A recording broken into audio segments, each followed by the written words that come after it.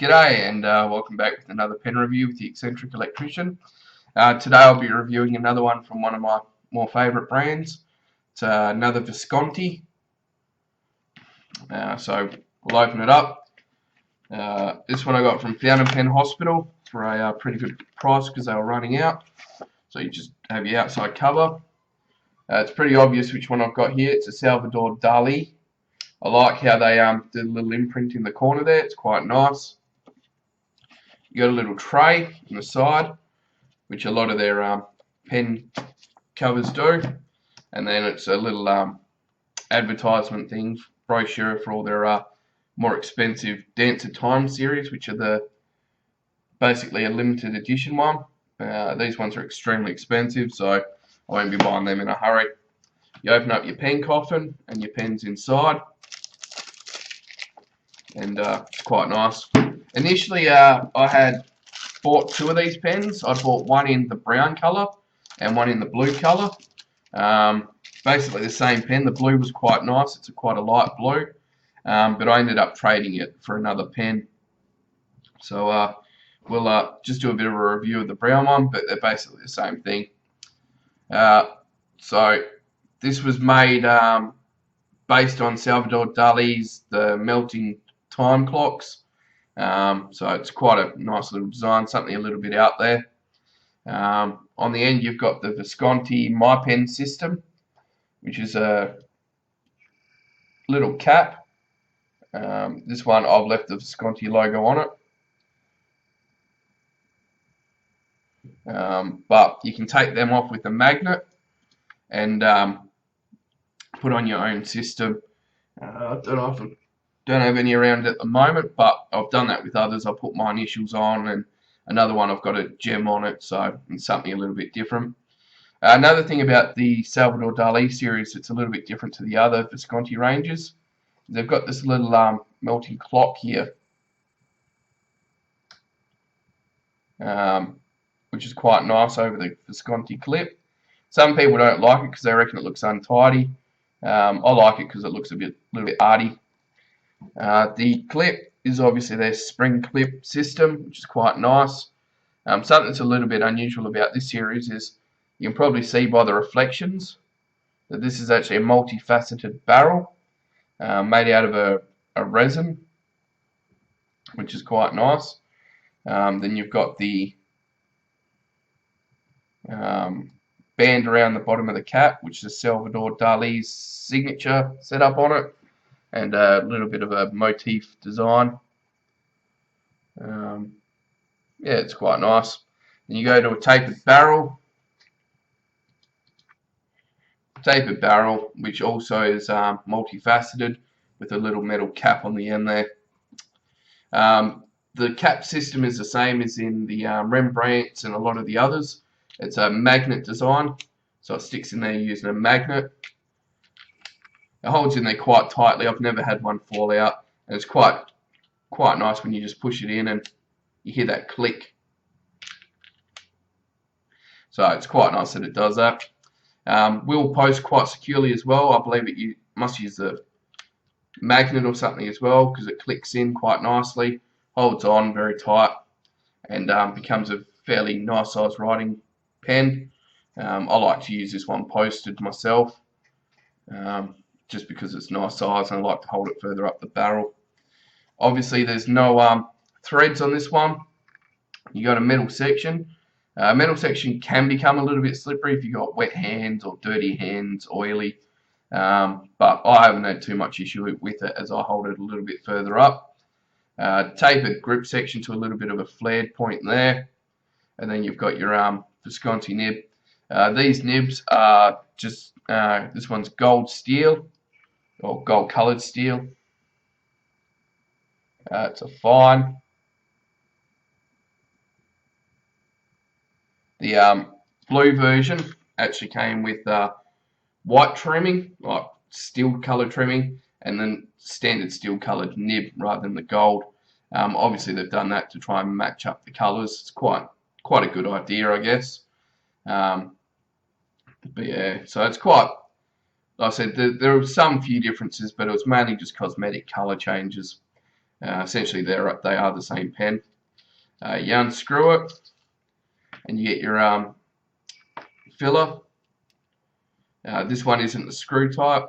It does have, looks like it has thread. No, it doesn't have threads. No, it's not the threadable type that some of the more expensive Viscontis have, like the Opera that I've got. Just pushes in, holds in quite nicely, and provides you a good little writing opportunity there. You couldn't really use this as a, no, you can't use that as a eyedropper. There's metal here, and then there's actually quite a fair bit of metal inside there for the threads and for the cap there. So you can't use it as an eyedropper, but it is a good cartridge converter. The pattern on this is quite nice. This is why I got it.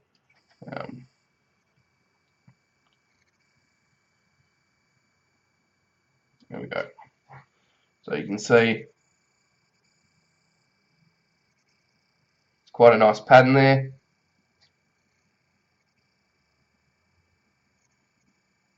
And I quite like this design. Very nice. I found it quite a nice pen to hold and to use. Initially when I got it, again, it did have the problem with these steel nibs that Visconti always seems to have, where they write a little bit dry, but a quick shim fixed that one up, and it wasn't too much of an issue. Obviously, if you like a dry nib, you wouldn't bother about adjusting it, but I prefer mine to be a lot wetter.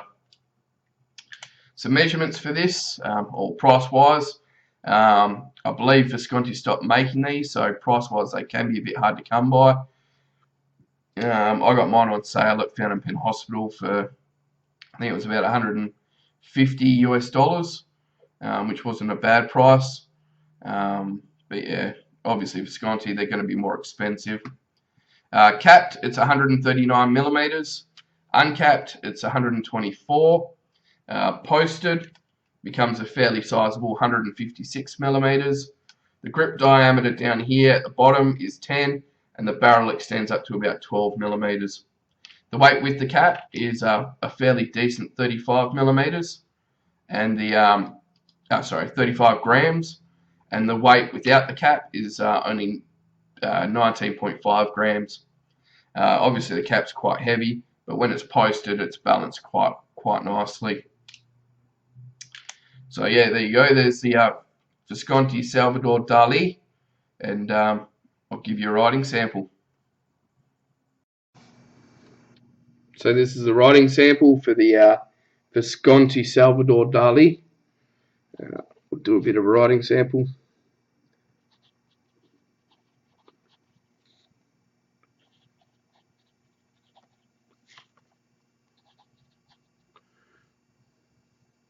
This has a steel fine nib, and the ink, I think, I'm just trying to remember which ink it was. I believe it to be Toucan Umber. I've had a lot of pens inked lately, and I keep forgetting which pen's inked with which colour. I'm sure we can be forgiven for that. We've all done it occasionally. I'll just focus in this camera a little. There we go. Bit better. Alright, so writing sample.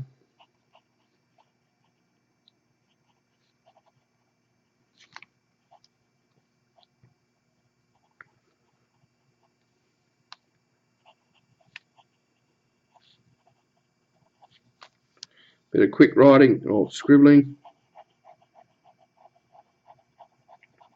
Now there is no skipping now, but when I first got this pen it was a very dry writer, and if you did that sort of scribbling or fast writing it would skip and it would dry up.